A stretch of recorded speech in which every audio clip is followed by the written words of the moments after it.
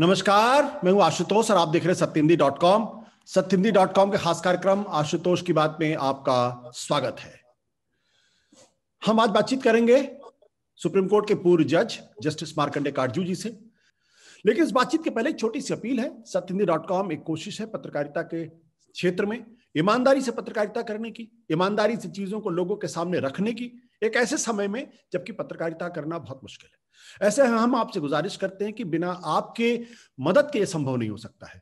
आप इस वीडियो के डिस्क्रिप्शन में जाएं, सत्य हिंदी के सदस्य बने, हमें आर्थिक भुगतान करें, डोनेशन दें, आर्थिक मदद करें, हमारे लिए बहुत बड़ी मदद होगी। इसलिए क्योंकि ईमानदारी से बात कहने वालों की संख्या धीरे धीरे घटती जा रही है। और इसके साथ साथ एक जानकारी और आपको दे दें कि सत्य हिंदी का जो मोबाइल ऐप है वो भी आ गया है और इस मोबाइल ऐप को भी आप डाउनलोड कर सकते हैं इस वीडियो के डिस्क्रिप्शन के नीचे जो लिंक है उसको क्लिक करके। साथ ही साथ आप ऐप स्टोर से भी डाउनलोड कर सकते हैं अगर आपके पास एंड्रॉयड फोन है।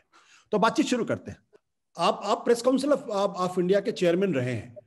जिस तरीके की पत्रकारिता इस वक्त हो रही है उसको आप किस नजरिए से देखते हैं? देखिए, उसका स्तर इतना गिर गया कि मैं सालों से टेलीविजन नहीं देखा है। मैंने टेलीविजन देखना बंद कर दिया। और कुछ है ये आपके टेलीविजन के एंकर जैसे अर्नब गोस्वामी है रिपब्लिक की, इन्होंने तो इन्हें हद कर दी साहब। इनका नाम मैंने लॉर्ड भाव रख दिया। एक आप गूगल में देखिएगा, एक लॉर्ड हॉ होते थे जो अंग्रेज थे मगर जर्मन के सेकेंड वर्ल्ड वॉर में जर्मनी चले गए और नाजीज की तरफ से प्रोपेगेंडा करते थे। बाद में उनको फांसी भी लगा दी गई। तो वो लॉर्ड हॉ थे। इनका नाम मैंने रख दिया लॉर्ड भाव, क्योंकि भौंकते हैं। यानी इनका तरीका है कि चिल्लाना।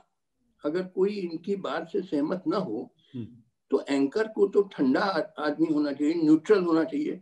मगर ये इनका एक एजेंडा है वो सरकार के पक्ष में, और पहले तो ये चुन के लाते हैं ऐसे ऐसे पैनलिस्ट जो इनकी बात का समर्थन करें। अगर कोई समर्थन ना करे तो चीखने चिल्लाने लगते हैं पागलों जैसे।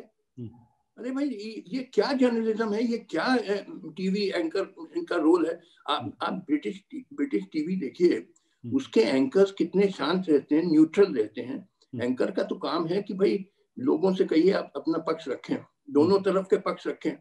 मगर ये थोड़ी कि एक तरफ बायस्ड हो जाए और बिल्कुल चीखने चिल्लाने लगे। अकेले तो वो नहीं है इस तरीके, वो अकेले तो नहीं है इस तरीके के, बहुत सारे लोग हैं और भी हैं, मगर ये अगुआ है सबसे। इन्होंने सबसे आगे बढ़ गए हैं। और भी लोग हैं। मैं टीवी तो देखता नहीं, कभी कभी इंटरनेट पे देखता। और मगर जो इन्होंने काम किया मैंने किसी को नहीं पाया जितना चीखते चिल्लाते ये हैं। यानी ये कोई काम है एंकर का चीखना चिल्लाना? हद हो गई। आप न्यूट्रल रहिए। आप कोई विषय पे आप डिस्कशन कर रहे हैं, आप पॉइंट ऑफ व्यू इनवाइट करिए कि भाई आपका क्या। बट लेकिन सर उसमें एक ये है कि जो इनको रेगुलेटरी बॉडी है एनबीएसए, वो भी किसी तरीके की कोई कार्रवाई नहीं करता है। खुलेआम जो है वो हिंदू मुसलमान के मसले पर एक समुदाय विशेष को टारगेट किया जाता है, खुलेआम लोगों को डिस्क्रेडिट किया जाता है। सुशांत सिंह राजपूत के मसले में भी मुंबई हाईकोर्ट का फैसला है जिसमें उन्होंने कहा कि इन लोगों ने अपनी सारी हदें पार कर ली हैं। ये लोग खुद जज, ज्यूरी और विटनेस भी बन गए हैं ये सारे लोग। तो जो रेगुलेटरी बॉडीज हैं वो कोई काम नहीं करती इनके खिलाफ, ना इनको रोकने की कोशिश करती हैं। देखिए, मैं जब चेयरमैन हुआ प्रेस काउंसिल का 2011 में, तो मैं गया था प्राइम मिनिस्टर मनमोहन सिंह से मैं मिला और एक रिप्रेजेंटेशन दिया उनको। और मैंने कहा कि प्रेस काउंसिल सिर्फ प्रिंट मीडिया को रेगुलेट करती है, ब्रॉडकास्ट मीडिया को नहीं करती है। जबकि दोनों को करना चाहिए, क्योंकि दोनों में वही मॉरल स्टैंडर्ड, एथिकल स्टैंडर्ड होने चाहिए। और मैंने कहा देखिए, ये प्रेस काउंसिल में होते हैं शायद 24 या 26 सदस्य। तो उसमें से ज्यादातर तो जर्नलिस्ट ही होते हैं। कुछ एडिटर्स, कोई ओनर्स, कुछ वर्किंग जर्नलिस्ट, वो लोग होते हैं।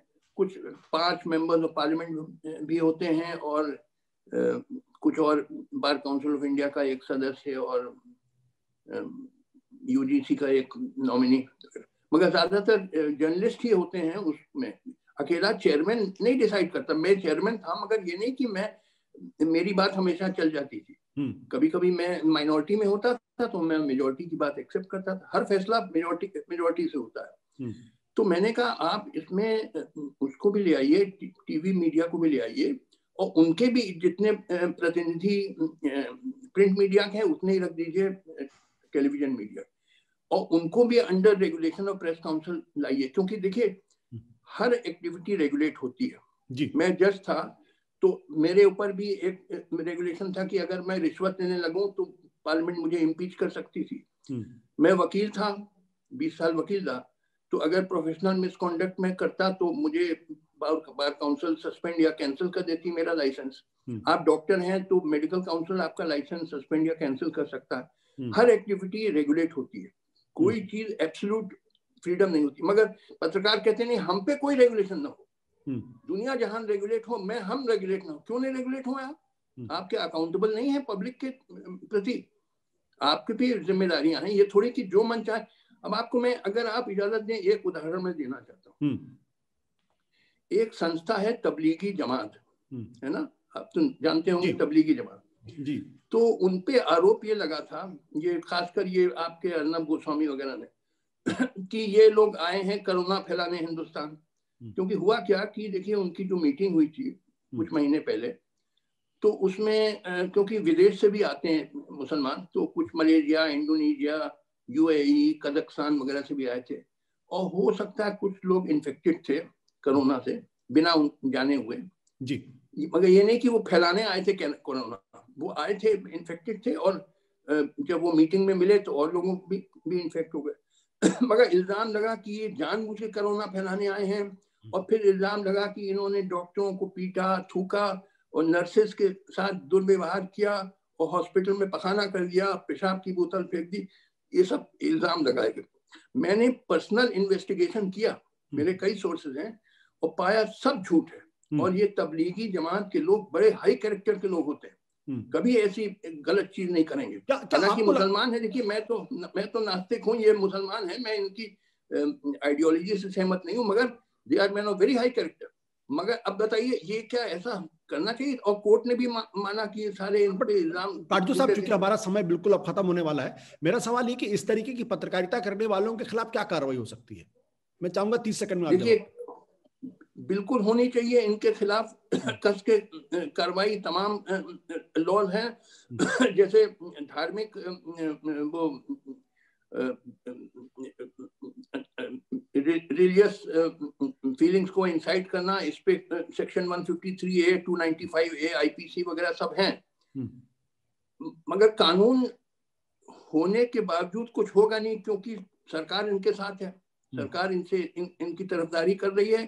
तो वास्तविकता है कि मुझे कुछ नहीं उम्मीद है। अभी अर्नब गोस्वामी साहब ने जो आया कांड आया कि ये पहले से मालूम हो गया था टीआरपी के मसले स्ट्राइक होने वाली है जी।